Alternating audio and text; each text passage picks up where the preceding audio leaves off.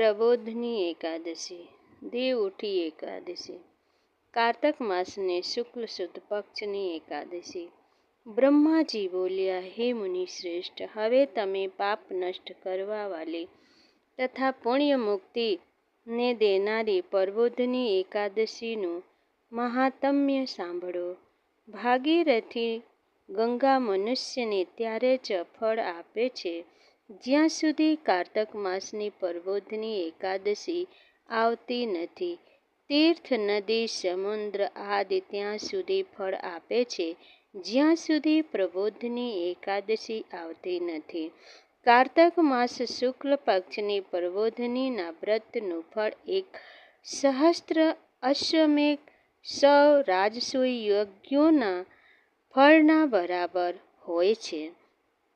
નારદજીએ પૂછ્યું કે, હે પિતાજી, એક સંધ્યાએ ભોજન કરવાથી, રાત્રિના ભોજન કરવાથી તથા આખો દિવસ ઉપવાસ કરવાથી કયું ફળ મળે છે? તમે તે સમજાવો। બ્રહ્માજી બોલ્યા કે, હે નારદ, એક સંધ્યાએ ભોજન કરવાથી, એક જન્મનું તથા એક રાત્રિમાં ભોજન કરવાથી 7 જન્મના સમસ્ત પાપ નષ્ટ થાય છે।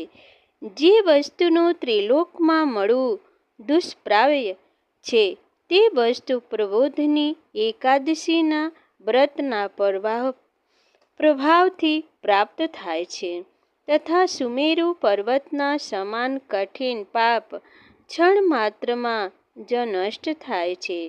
અનેક જન્મોના પૂર્વજન્મના કરેલા ખરાબ કર્મોને પ્રબોધની એકાદશીનું વ્રત ક્ષણભરમાં નષ્ટ કરી દે છે।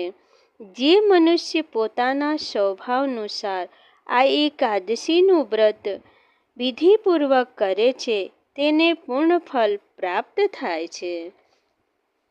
હે મુનિવર, જે મનુષ્ય શ્રદ્ધાપૂર્વક થોડું પણ પુણ્ય કરે છે તે પુણ્ય પર્વતના સમાન અટલ હોય છે। જે પોતાના હૃદયના અંદર જ એવું ધ્યાન કરે છે કે પ્રબોધની એકાદશીનું વ્રત કરીશું, તેના 100 જન્મના પાપ નષ્ટ થાય છે।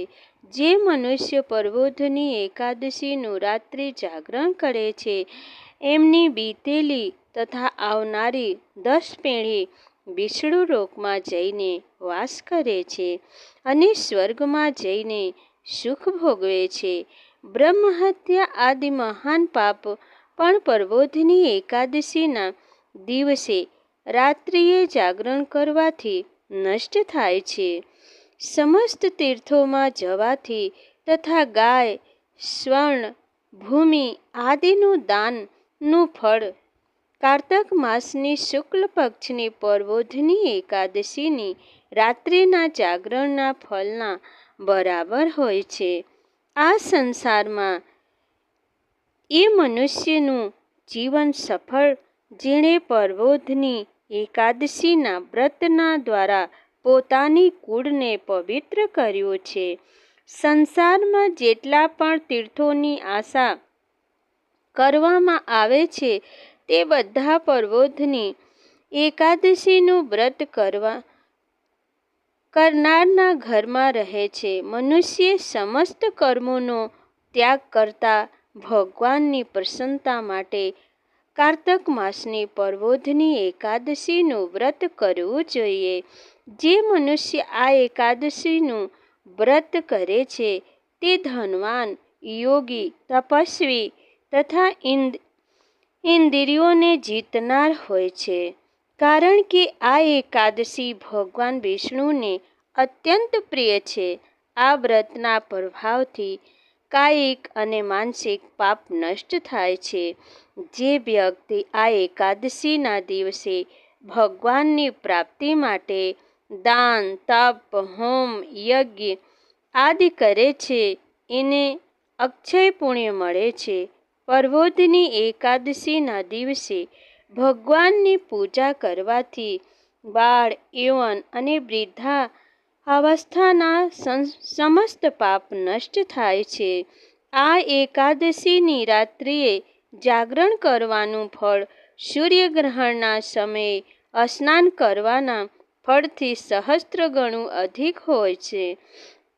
મનુષ્ય જન્મથી લઈને જે પણ પુણ્ય કરે છે તે પુણ્ય પ્રબોધની એકાદશીના વ્રતનું પુણ્ય સામે વ્યર્થ છે. કાર્તક માસમાં ભગવાન દાન આદિથી એટલા પ્રસન્ન થતા નથી જેટલા કે શાસ્ત્રોની કથા સાંભળવાથી પ્રસન્ન થાય છે. કાર્તક માસમાં જે મનુષ્ય ભગવાનની કથા થોડી ઘણી વાંચે અથવા સાંભળે છે એને 100 ગાયનું દાન ફળ મળે છે.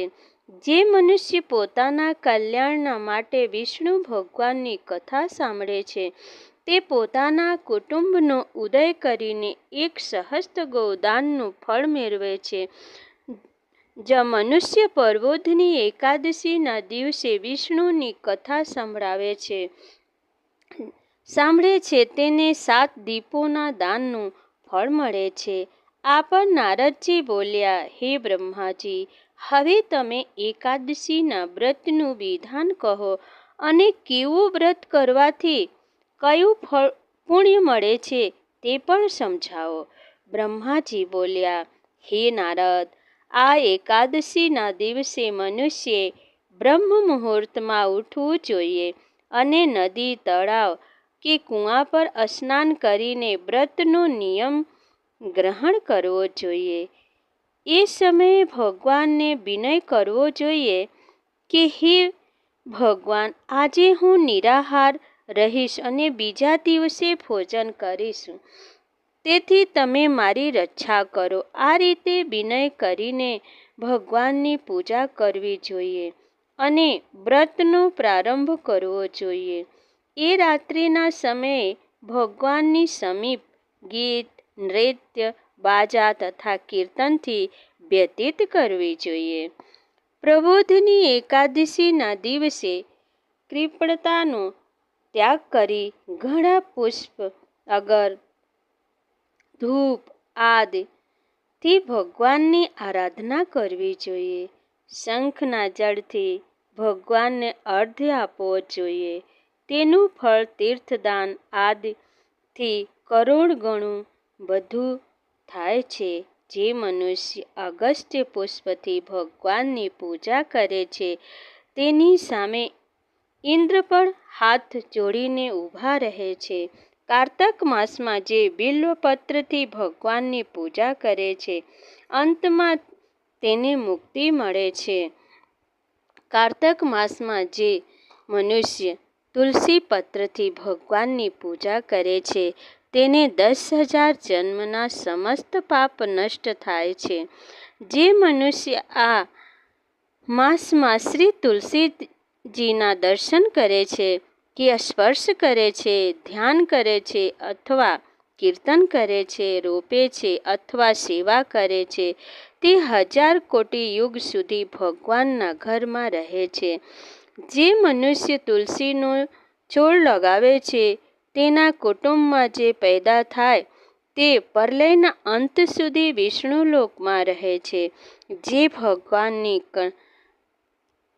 કદમ પુષ્પથી પૂજા કરે છે તે યમરાજના દુઃખોને મેળવતો નથી. જે ગુલાબના પુષ્પથી ભગવાનની પૂજા કરે છે તેને મુક્તિ મળે છે.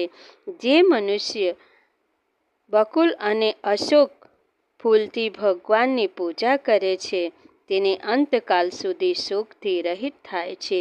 જે મનુષ્ય વિષ્ણુ ભગવાનની સફેદ અને લાલ કરેણકી પૂજા કરે છે તેના પર ભગવાન અત્યંત પ્રસન્ન થાય છે.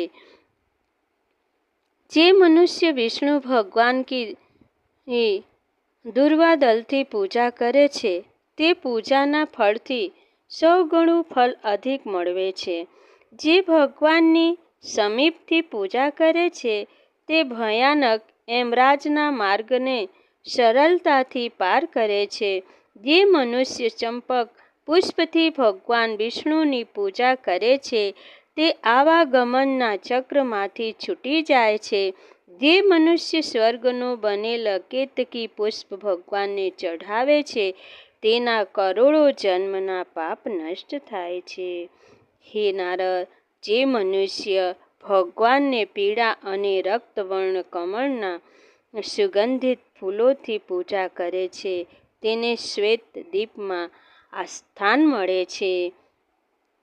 હે નારદ, જે મનુષ્ય આ રીતે રાત્રિમાં ભગવાનની પૂજા કરીને પ્રાતઃકાળ શુદ્ધ જળથી નદીમાં સ્નાન કરવું જોઈએ. સ્નાન કર્યા પછી ભગવાનની પ્રાર્થના કરી પૂજા કરવી જોઈએ. આના પછી બ્રાહ્મણોને ભોજન કરાવી દક્ષિણા આપવી. તે પછી ભોજન, ગાય તથા દક્ષિણાથી ગુરુની પૂજા કરવી જોઈએ. બ્રાહ્મણને યથાશક્તિ દક્ષિણા આપવી જોઈએ. જે મનુષ્ય આ વ્રતમાં ભૂમિ શયન કરે છે તેણે બધી વસ્તુએ સહિત શય્યાદાન કરવું જોઈએ. તેણે મૌન ધારણ કરતા સ્વર્ણ સહિત તલદાન કરવું જોઈએ. જે મનુષ્ય કારતક માસમાં ઉપાહન ધારણ કરતા નથી તેમણે ઉપાહન દાન કરવું જોઈએ.